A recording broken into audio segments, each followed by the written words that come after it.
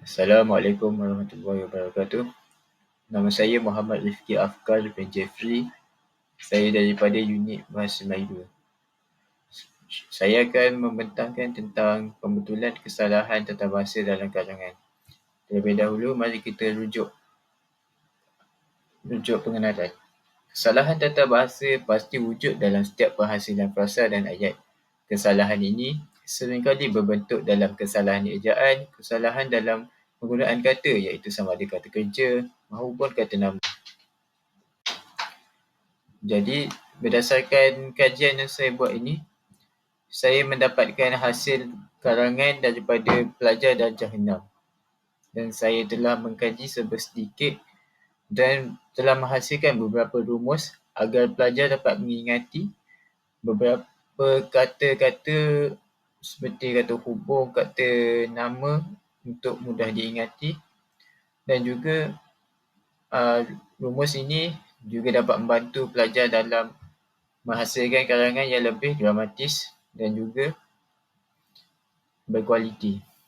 Baiklah, mari kita lihat seterusnya. Kesalahan tata bahasa yang saya dapati dalam karangan ini terdapat 5. Yang pertama ialah kesalahan ejaan. Kesalahan ini seringkali dilakukan oleh mana-mana pelajar. Kesalahan yang kedua ialah kesalahan frasa. Kesalahan ini juga sering dilakukan oleh pelajar kerana terdapat setengah pelajar yang kurang menggunakan rumus pola ayat, iaitu menunjuk pada frasa nama, frasa kerja, frasa sendi nama dan juga frasa adjektif. Baiklah, yang seterusnya kesalahan kata bantu. Kata bantu ini kita akan saksikan sebentar lagi. Kemudian kesalahan tanda baca. Kesalahan tanda baca ni kita tahu seperti koma, nokta bertindih, kata seru. Baiklah, yang terakhir kesalahan kata hubung. Kata hubung ini ialah kata yang menghubungkan daripada satu frasa ke satu frasa yang lain. Mari kita lihat kesalahan yang pertama. Kesalahan pertama, ayat kami akan menghadiri majlis perkahwinan sepupu emak saya. Kesalahan yang pertama, akan menghadiri majlis. Perkataan ini kita dapat garis akan. Akan ini ialah kata bantu. Jadi dalam ayat ini, pembetulannya ialah kami menghadiri majlis. Kerana kata kerja menghadiri mesti merujuk kepada kata nama sebelumnya. Kerana penggunaan kata kerja meng dan ai, imbuhan meng dan ai. Bab kata Encik Wan, apabila adanya imbuhan meng dan ai dalam kata kerja, maka kata namanya mesti berada sebelum kata kerja tersebut. Tidak boleh ada selain daripada itu. Jadi dalam ayat ini, kata bantu dalam frasa ini tidak sesuai. Yang seterusnya ialah perkahwinan sepupu emak. Kata nama.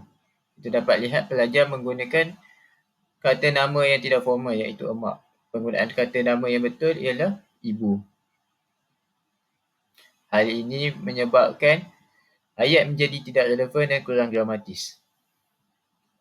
Selepas itu saya ingin mengupas sedikit tentang kata bantu. Kata bantu ni dia ada 2 jenis iaitu ragam dan aspek. Lepas tu perkataan akan ni dia merujuk kepada kata bantu aspek yang menunjukkan situasi sudah berlaku. Kata bantu aspek ni dia menunjukkan kepada situasi, iaitu saya bagi formula kini, lampau, masa hadapan. Maksudnya dia menceritakan pasal masa. Kata bantu ni yang merujuk pada yang akan berlaku, tak pun yang sedang berlaku, tak pun yang belum berlaku. Baiklah. Mari kita lihat kesalahan yang dalam perenggan yang kedua. Kesalahan yang dapat kita lihat ialah ada di antara mereka yang membawa hadiah. Jadi sudah jelas kesalahan ejaan. Pelajar salah menulis huruf. Sepatutnya menjadi di antara. Kemudian apabila sampai saya melihat sudah ramai tetamu yang hadir. Pembetulannya yang sepatutnya ialah apabila sampai saya melihat ramai tetamu yang sudah hadir. Hal ini dikatakan kerana sudah ini ialah kata bantu. Kemudian yang ialah kata hubung. Jadi kita mestilah menggunakan kata hubung terlebih dahulu untuk menyambungkan satu frasa ke satu frasa yang lain. Kat sini kita dapat lihat frasa saya ialah frasa nama, melihat ialah frasa kerja, sudah ialah kata hubung. Sudah ialah kata bantu. Ramai kata nama, ramai tetamu merujuk pada kata nama, yang merujuk pada kata hubung, hadir ialah kata nama. Jadi apa objek dia? Objek dia ialah hadir.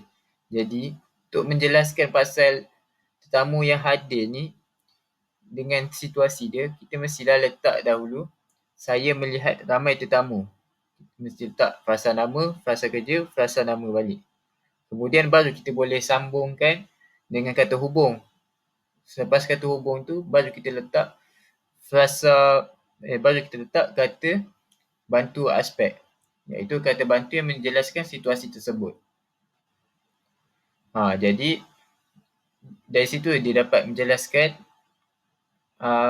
keadaan dia, macam tetamu dia sedang apa, tetamu dia yang sudah hadir. Jadi kita dapat lihat ayat yang sebetulnya ialah apabila sampai saya melihat ramai tetamu yang sudah hadir. Mari kita rujuk pada kesalahan yang seterusnya.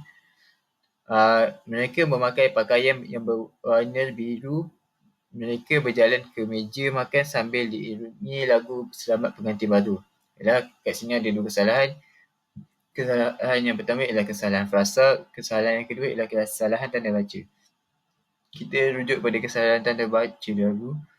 Kesalahan tanda baca ialah mereka memakai pakaian berwarna biru. Mereka berjalan ke meja makan. Kat sini pelajar ini terus menyambung ayat, tidak menggunakan noktah. Jadi ayat itu menjadi ayat yang panjang dan menjadi salah. Oleh itu kita mestilah kena ambil cakna, pastikan kita tidak melakukan kesalahan seperti ini, mesti letakkan noktah. Kemudian kita rujuk kepada kesalahan yang sebelum itu, memakai pakaian yang berwarna biru. Kat sini saya nak tegaskan penggunaan frasa dia. Mari kita lihat satu-satu. Pola ayat dia yang asal dia, mereka ialah frasa nama. Frasa kerja dia ialah memakai. Lepas tu, pakaian ni frasa nama. Pakaian yang berwarna. Okey, kat sini kita highlight dekat yang. Yang ni ialah frasa sendi nama dia. Kemudian berwarna biru. Okey. Berwarna biru ni dia punya frasa adjektif dia. Jadi apa yang saya nak cakap kat sini, dia tak boleh ada yang dengan berwarna, yang berwarna. Sebab berwarna ni dah menjelaskan dah pakaian tu, kata berwarna ni dah menjelaskan dah sifat pakaian. Jadi yang ni nak menjelaskan juga pakaian tu. Jadi bila ada dua perkataan yang untuk menjelaskan ni, kita boleh pilih satu je. Pakaian biru, pakaian yang warna biru ataupun pakaian berwarna biru. Sebab dia ada imbuhan ber. Dia tak boleh pakaian yang berwarna biru. Dia sama ada pakaian yang warna biru atau pakaian berwarna biru. Itu je pilihan dia yang sewajarnya. Jadi pola ayat pembetulan dia ialah frasa nama, frasa kerja, frasa adjektif. Jadi terhasillah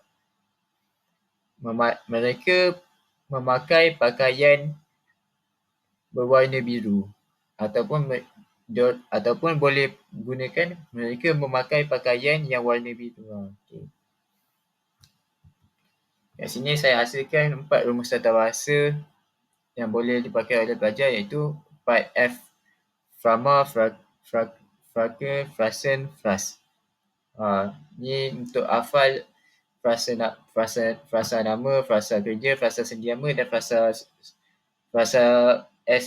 Fras ni sifat. Jadi pelajar akan ingat asal adjektif dia sifat. Biar dia terus ingat mindset dia pada sifat. Okey, lepas tu kata bantu aspek. Kata bantu aspek ni dia ada 3 iaitu MK, ML, MH, iaitu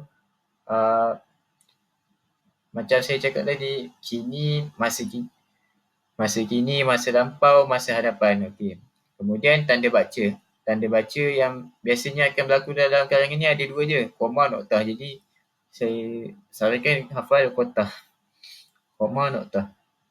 Okay, kemudian kata hubung.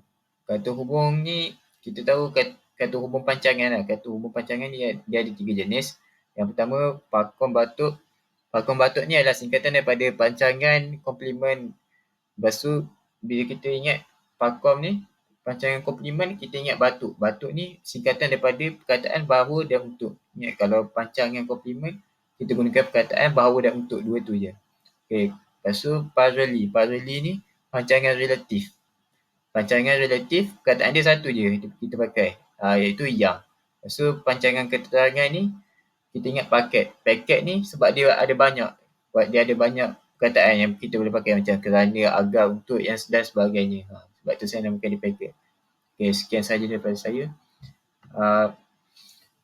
Jadi saya harap rumus yang saya hasilkan ini dapat membantu para pelajar dalam menghasilkan karangan yang lebih dramatis dan mengurangkan kesalahan tata bahasa dalam penghasilan karangan pada masa akan datang. Sekian, terima kasih.